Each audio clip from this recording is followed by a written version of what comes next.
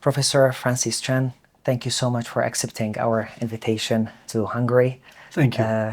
Your work contributed significantly in changing our understanding and management of gastrointestinal bleeding, H. pylori, related diseases, and you are known as a leader in medical education and inspiring the next generation of clinicians and scientists.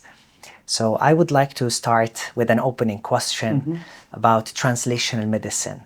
These days, translational medicine is defined into many different ways. What does it personally mean to you in your field? Right. As a clinician, I started off with clinical research, doing purely clinical studies such as observational studies and clinical trials. I have to say that for quite some years, I have been quite successful in doing these clinical trials. But then I started to ask myself some time ago, if I can prove treatment A is superior to treatment B, then why? Why should A is better than B? And is there any chance that there will be a new treatment C, which is even better than A and B?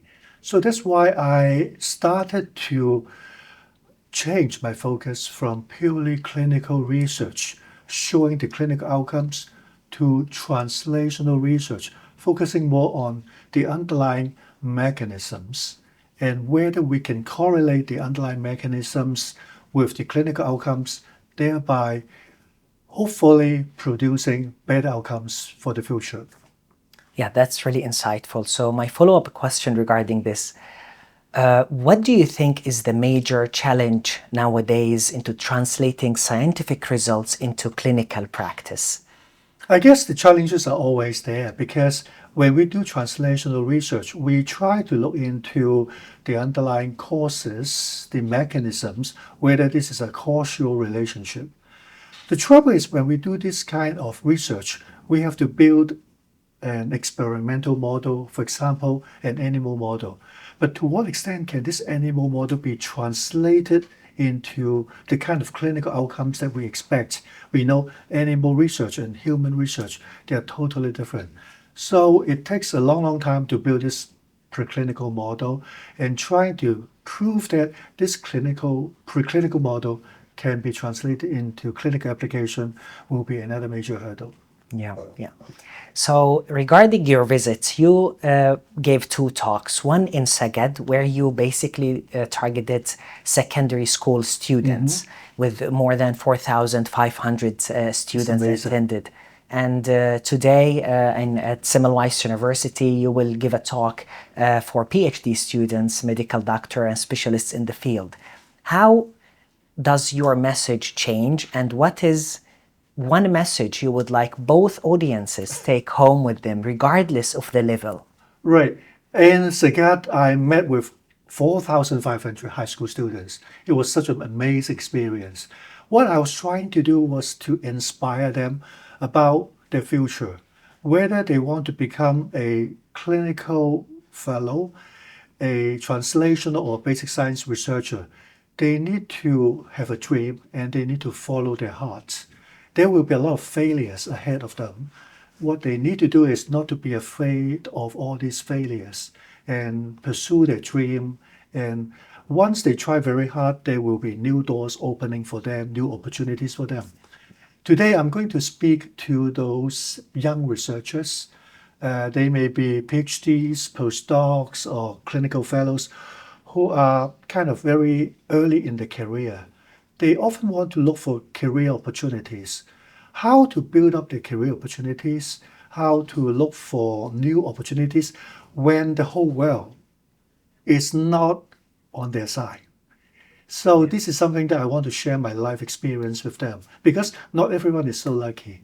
Someone, they may be very good at having good mentors, having their education in tertiary, reputable institutions, but there are a lot of people who simply don't have this kind of opportunities. How can you survive and navigate difficult waters? This is something I want to talk about. Yeah, absolutely.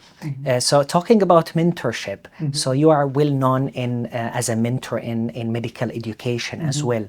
So how important do you think mentorship is for researchers, especially young researchers at the very early stage of their career. And what does it mean to you personally, given your background and the beginning of your career? Did you have a good mentor? How did that shape your future career at that time? Right. Mentorship, looking back on my own personal experience, is very important. When I talk about mentorship, I guess there are two elements. One, you may have a very good mentor who has a very strong academic background with extensive international network, that with this kind of mentor, you can really, I say, stand on the shoulder of the giants. It will make your life much easier. When I was a young fellow, I didn't have this kind of very powerful, gigantic mentors.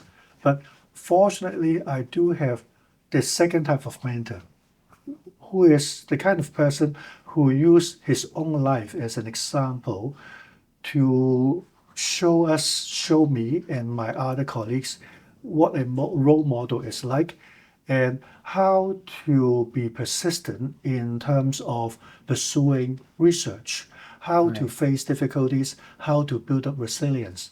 To me, this second element or second type of mentor, using the life as an example, is a lot more meaningful and important to me, for me to nurture my young fellows nowadays. Yeah, right.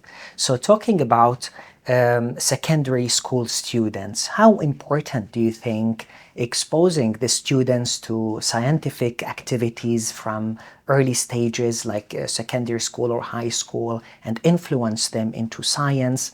How important do you think such programs that you visited in Szeged and here in Budapest, and do you have similar programs in Hong Kong or China regarding this? You know what? This visit to Szeged, meeting up 4,500 high school students who have interest in science and research, is really an eye-opening experience for me. I have never encountered such a high-level, large-scale, and national level type of initiative. I believe this is a very worthwhile long-term investment to inspire these young people since they're very young, to open their eyes, to broaden their horizon. Certainly, we may not be able to see any definite outcome within a short time, but I believe in 5-10 years, you will see the harvest. And I'm sure by then, your country will be far advanced than many others in terms of grooming talents and grooming future leaders.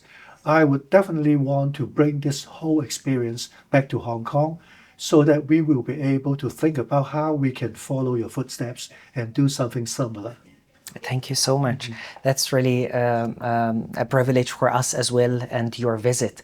So you also have really focused on a microbiome recently, and maybe a little bit focused on your career in the last few years. So what do you think the major breakthrough in microbiome in gastroenterology in the future? Right. As a gastroenterologist, I have a long interest in the gut. Microscopically, of course, we look at various diseases like cancer, bleeding, inflammatory bowel diseases. But in the microscopic world, in fact, we are dealing with trillions or thousands of trillions of germs in our gut. Now we know that all these germs, we call the gut microbiome, play a critical role in determining our health conditions and also outcomes of various diseases, not only within the gut, but also through the various axes like the gut-brain axis, affecting the neurodevelopment of kids, as well as the development and other mental issues and cognitive decline.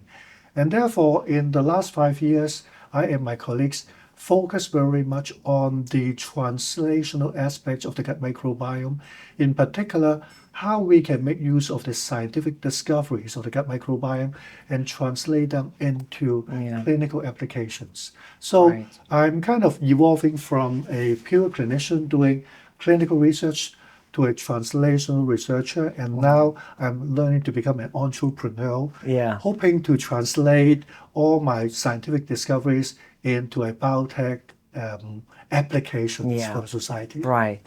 So that's bring me to my next question. How do you balance your time in personal life, as a clinician, consultant, as an entrepreneur, as a leader in medical education? Any advices for someone early in their careers about the work-life balance regarding this?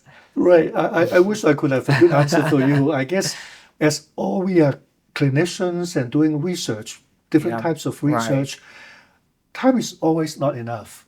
We only have 24 hours a day. We need to sleep. We need to have a bit of rest time. We need to spend time with our loved ones. My advice is, first of all, we have to do something we really like or we really love, Right. so that we won't feel tired, even though there may be a lot of hiccups or even setbacks in the things that we would like to do.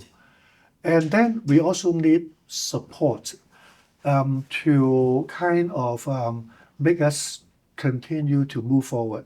I believe the best support is really from our family or from the ones we love. So therefore, don't ignore our family members. Don't ignore our partner, your girlfriend, boyfriend, or your whoever. They will be the one who will always stand by you to give you the kind of support that you cannot find elsewhere. Yeah, right. So, Professor Chan, my last question would be, if you would describe this program in 3 words, what would these words be? 3 words. I would use 3 I's to describe this program: international, interesting, and inspirational. Inspiration. Thank you so much, Professor Chan, for accepting our invitation to visit Hungary in Szeged and Budapest. It has been a true honor to learn from your experience and insights. And thank you so much for your willingness to inspire the young future generation. Thank you for so giving much. me this opportunity. Thank you so much. Thank you. you.